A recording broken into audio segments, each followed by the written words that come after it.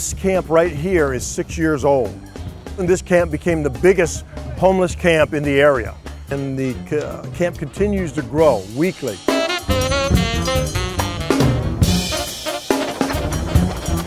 Ele conversou comigo, perguntou se eu queria ficar com ele. Eu falei que não, mas ela me obrigou a ficar com ele.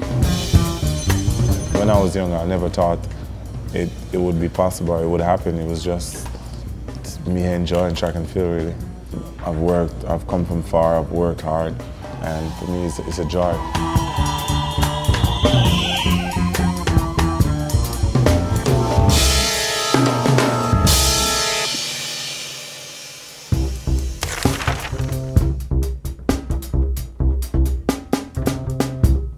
Boa noite. A semana começa quente com a eleição norte-americana na terça-feira, que vai definir se Barack Obama será reeleito ou se o republicano Mitt Romney vai tomar o seu lugar a partir do ano que vem. Estou aqui com o colunista da Folha, Clóvis Rossi, e com o editor de Mundo da Folha, Fábio Zanini, para discutir este assunto. A eleição está apertada, as pesquisas mostram um empate virtual entre os dois candidatos, na faixa de 47% a 48% para cada candidato. Mas é importante que se diga que nos Estados Unidos a eleição não é direta. A eleição é um colégio eleitoral definido pelos estados. Então, mais importante até do que ganhar o voto popular é ganhar o maior número de estados, de delegados dos estados que vão depois eleger o presidente. E a vantagem do Obama, nesse caso, ela é grande. O Obama está na frente nos estados mais importantes que definem a eleição. E é importante que se diga também que ainda está para ser medido o efeito total do furacão Sandy, que na semana passada atingiu a costa leste americana, paralisou a campanha, obrigou uma mudança de estratégia dos dois candidatos. É importante notar que, apesar da onda de que os Estados Unidos estão mais divididos nesta eleição do que nunca, não é verdade. A última eleição em que o candidato conseguiu mais de 60% dos votos foi há 40 anos, na vitória de Nixon em 1972. A diferença desta eleição para as anteriores, do meu ponto de vista, é o aprofundamento das divergências na medida em que os republicanos foram excessivamente para a direita, puxados pelo Tea Party, e os democratas ficaram no centro, ou talvez tenha até ido, com o Obama tenha até ido ligeiramente um pouquinho para a esquerda, o que aprofundou a divergência. Mas a divisão no eleitorado é a divisão tradicional entre os americanos. E boa parte dessa divisão ocorre por visões diferentes na área de economia também, não é? Quer dizer, os Estados Unidos hoje estão com desemprego ainda na faixa de uns 8%. Exato.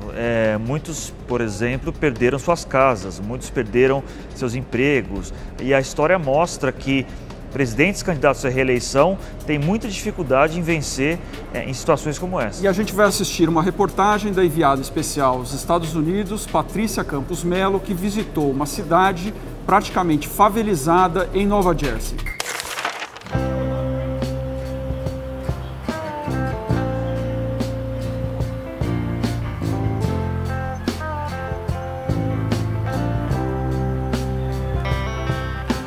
This camp here, this is Tent City, Lakewood, New Jersey. We're about center way in New Jersey, about halfway down. And this camp right here is 6 years old. And this camp became the biggest homeless camp in the area. Say a word for Jimmy Brown. He ain't got nothing at all. So, of course, typically homelessness is mental illness, it's addictions, alcoholism, drug addiction.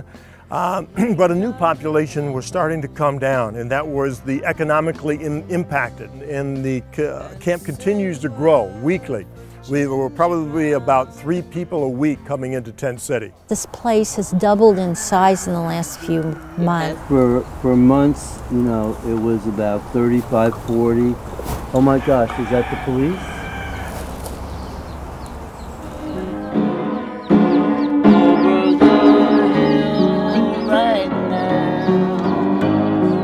Yeah, well, they're harassing the homeless in Tent City. The harassment comes in different ways. They dumped a lot of wood chips on one of our roads so that nobody could drive in and out of that road. They arrested me for 2 nights in a row. They arrested me, and $11,500 of bail each time. Something that should be said, the township has sued the camp to close it down? They brought us to court in the middle of the wintertime. And so the judge, who's a good judge, compassionate judge, he says that the government has a responsibility to the poor. And the government can't kick the homeless out to nowhere. Can we help you? Absolutely. You know about the storm coming in Monday? Yeah. Do you want to ride it out? Yeah. Okay. We rode out the last I know. time. I know. You've been here quite a while. There's two goals, really. One of the goals is to provide a shelter, to have a shelter for the homeless of Ocean County. The broader goal, or the bigger picture, is to get affordable housing for the low income. Honey, when you want me.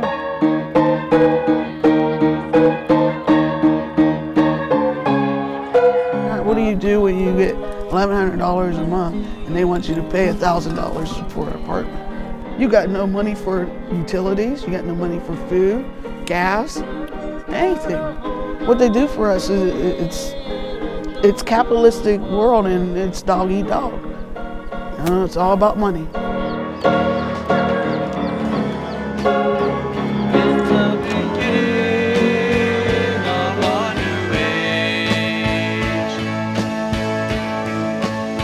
It's the government that are making rules that make it impossible sometimes for the poor to have their own place to live. The cost of living is too high, the wages are too small, and people can't afford their own place to live. It's the beginning of a new age. It's new age. And it can be done. It can be done. It's not rocket science, it's not brain surgery, it can be done. It's quite easy. But again, it's discrimination by design. They're designing this discrimination to keep the poor out of their towns.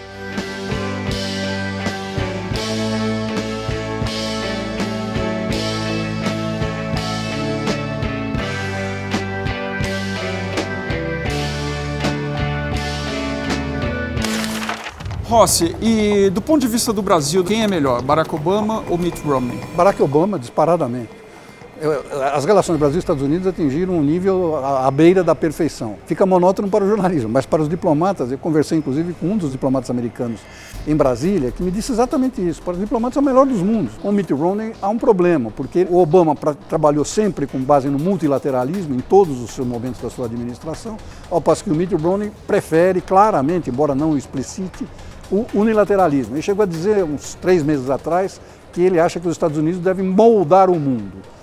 Você facilmente deduz ele chegando para Dilma Rousseff dizendo, olha, nós vamos moldar o mundo, qual vai ser a resposta da Dilma?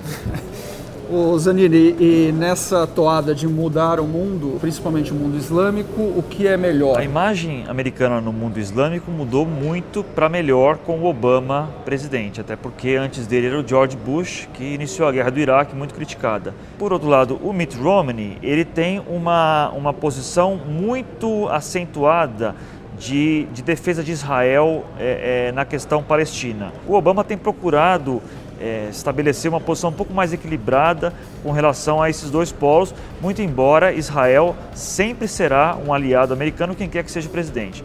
Mas é fato que Mitt Romney tem dado declarações muito mais fortes de apoio a Israel, muito mais críticas à Palestina, e por isso tendo a pensar que uma vitória eventual de Mitt Romney criaria problemas sérios para a relação americana no mundo árabe. E por falar no mundo islâmico, a enviada especial Patrícia Campos Melo também entrevistou na Flórida um pastor, Terry Jones, que ficou famoso por promover a queima do Corão e por patrocinar um filme que ridicularizava o mundo islâmico.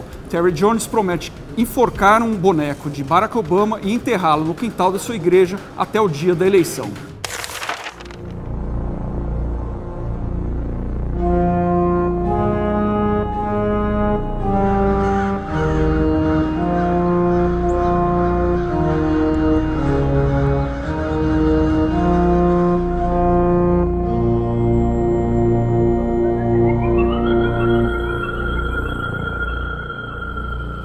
In fact, I go absolutely nowhere without the gun. I've been a pastor for over 30 years. I never thought I would carry a gun.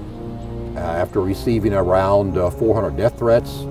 And right now there's a reward on my life for $6.4 million put out by two terrorist organizations out of Pakistan. We felt it was maybe wise to be armed. We actually have the guns not to use. Not that we would not use them, and we would not hesitate to use them.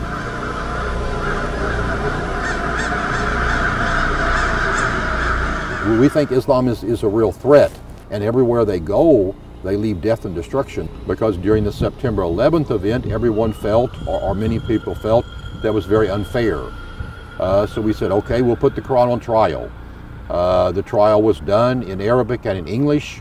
At the end of the trial, the Quran was found through testimony, through evidence.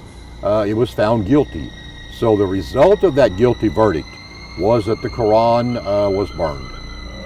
Recently, you helped promote the video Innocence of the Muslims. Why did you do this? Why is it a valid form of expression? Muhammad did lead a quite perverse life, a very, very violent life, and we felt that the trailer portrayed his life, and that and that people needed to wake up. President Obama's let's say, are leaning towards radical Islam. You think he's leaning towards radical Islam? Oh, very, very definitely. I think he supports the Muslim Brotherhood. He does that in Egypt. He has made very, very many statements. His father was a Muslim. His adopted father was a Muslim. We haven't really decided what type of punishment we will do. We will probably definitely do something. Probably we will do a hanging. When I met with the Secret Service, they wanted to know if we meant the president any harm, which of course we did not. If we were going to try to assassinate him, no. And then they asked a lot about my personal life, normal questions, and then they asked whether or not I had ever been committed to a mental institution, if I had ever committed myself, or if anyone else had ever committed me, or if I was on any type of medication. They ask all of those type of questions, yes, yes.